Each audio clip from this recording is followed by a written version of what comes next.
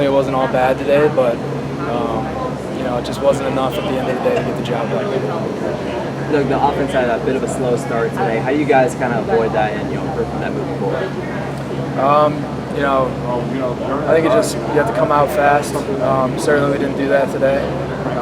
I think a lot of that is establishing a run game early on, which I think we struggled a little bit at the start of the game. Started to pick it up through middle to end of the game, but just continuing to grind, put your head down, and just keep hammering away.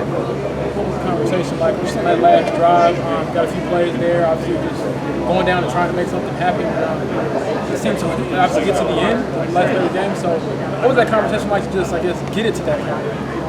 As an offense and as a team, we'll never give up, we'll never stop fighting. No matter the outcome, no matter the score, we'll always keep playing and try to finish the game. So that was the mindset in the last couple 2 minutes.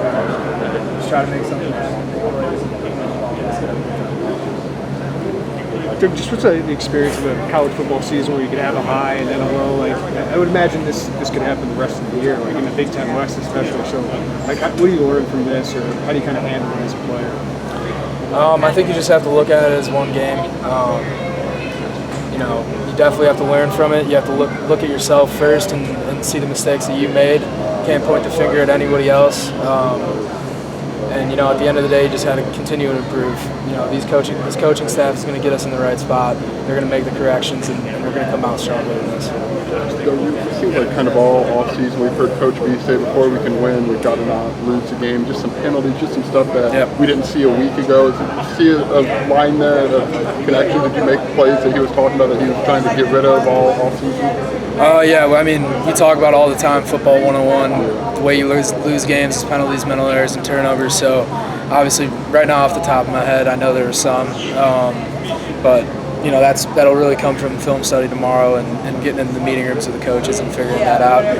But certainly we had too many, and generally those 3 things caused you to lose games. Is there anything surprising about this? Just because we didn't see stuff like that a week ago, just for it to kind of pop up a little bit in the second game? We had a good week of preparation. We were confident coming into the game. But obviously sometimes things like this happen.